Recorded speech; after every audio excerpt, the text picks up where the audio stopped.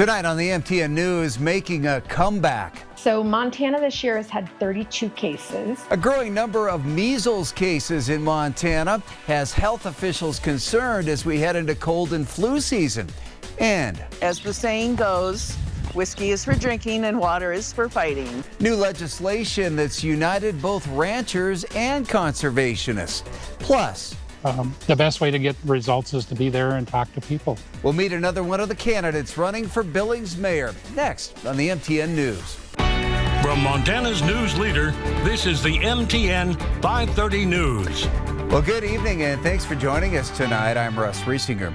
An infectious disease that had been all but halted in the United States is making quite a comeback this year. Nearly 1,600 cases of the measles have been reported so far, as well as 3 deaths. It's a problem that's on the minds of many Montanans as the disease made its way into the Treasure State as well. With more on what we've seen here in Yellowstone County and some important advice about the upcoming flu season, here's our Matt Carmack. Cases of the measles haven't been this high since the 1990s. Montana this year has had 32 cases. But the measles isn't just a Montana issue. It's across the country. The number of cases of measles this year is really uncommon. It typically begins with flu-like symptoms, coughing, a fever, runny nose. But it can quickly develop into that iconic rash on the face, neck, and limbs. Certainly, most parents will either come in, bring their child in because of the high fever, because of some concern, or the rash. In Yellowstone County so far, we've seen 4 cases this year, a number that Dr. Megan Littlefield, the chief medical officer at Riverstone Health, hasn't seen in decades. So in the year 2000, we were really close to eradicating measles entirely, and now that's why this year it's so surprising that we've seen such a significant uptick. Medical professionals in Montana say the MMR vaccine is the most effective way to keep yourself safe from the measles this upcoming cold and flu season. In general, we're seeing a decreased vaccination rate. 1 dose is about 93% effective in preventing measles.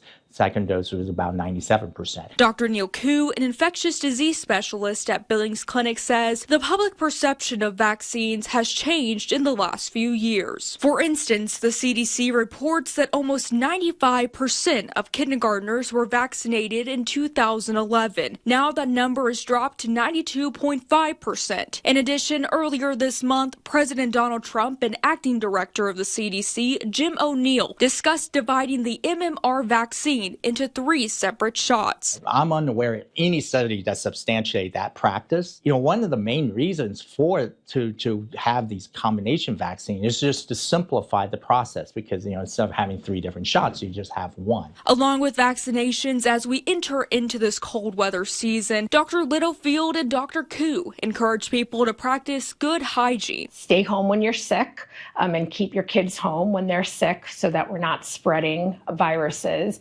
And, wash your hands regularly and cover your coughs and sneezes. In Billings, Matt Carmack, MTN News. And we're learning more tonight about a horrendous animal cruelty case that we first told you about last month. 42 Newfoundland dogs were found on that property in Shepherd, according to court documents, extremely underweight with chronic infections, filthy cramped kennels, and evidence of burial sites on the property.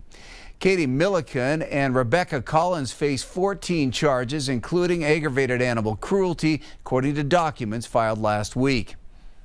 These type of cases do present kind of a unique challenge because your evidence oftentimes is a living creature, and you want to make sure that it's okay, but by the same time preserve the case so we can prosecute these cases effectively. So it's just they're sort of unique. They sort of take on a unique dynamic because you're caring for these animals.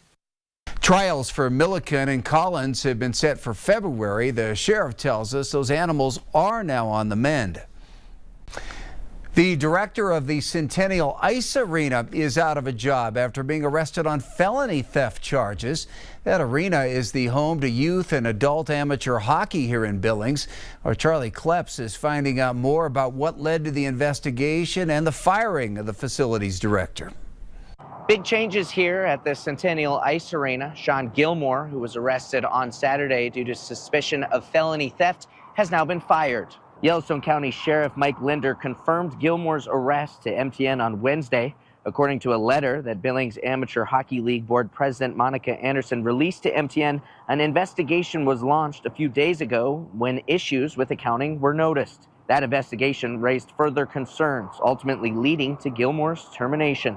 We are devastated to join a growing number of nonprofit organizations in Billings that have been taken advantage of in recent months, Anderson wrote. Our board remains dedicated, however, to doing everything we can to maintain seamless operations at the rink, improve communications within our youth organization and for all user groups, and make all necessary arrangements to have a great season of Billings Bulls hockey. Anderson also expressed in her letter that despite Centennial Ice supporting the new Signal Peak Energy Ice Arena, Gilmore's arrest should not affect the construction happening at Amend Park. I managed to make contact with Gilmore on Wednesday afternoon, who says he has no comment at this time. We'll continue to follow this story closely. For now, I'm Charlie Kleps in Billings for MTN News. Well, let's turn our attention to the weather for a minute on this Wednesday as we look outside. Not much sunshine to be found out there today. It was another overcast, cool day. Let's check in with meteorologist Jason Stiff now for our first look at the forecast. Jason?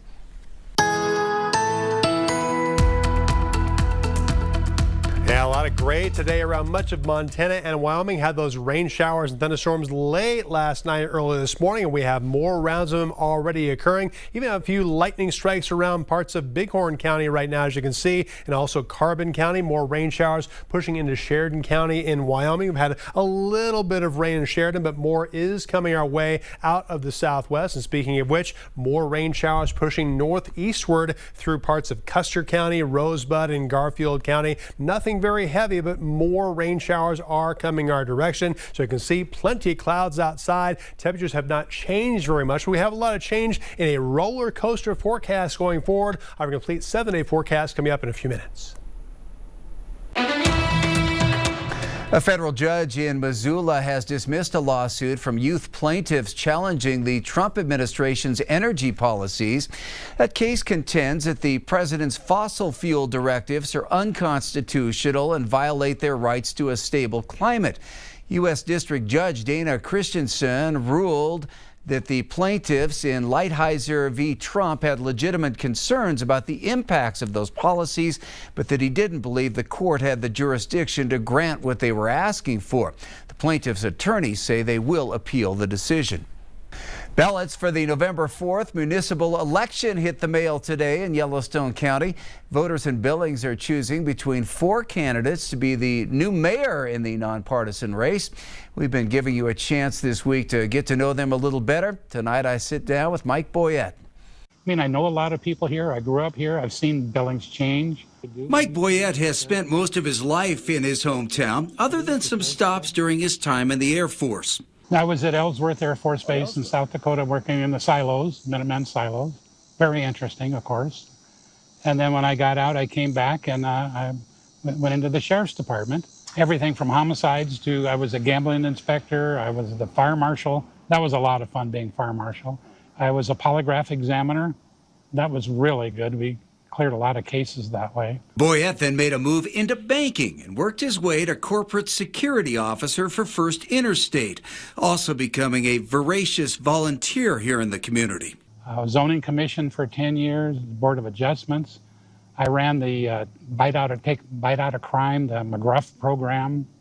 So it was fun doing a lot of volunteer work. Could we say an ordinance and or resolution based on discussion? Boyette is wrapping up his second term on city council, where he's also been the deputy mayor for the past 3.5 years. I figured it was time just one step farther. The mayor's term is up, so to me this is just a logical step of progression. He feels his experience helps set him apart, but admits that whoever is elected will face some big challenges that will need to be addressed. Well, our mill cap now is a 2025 budget forever.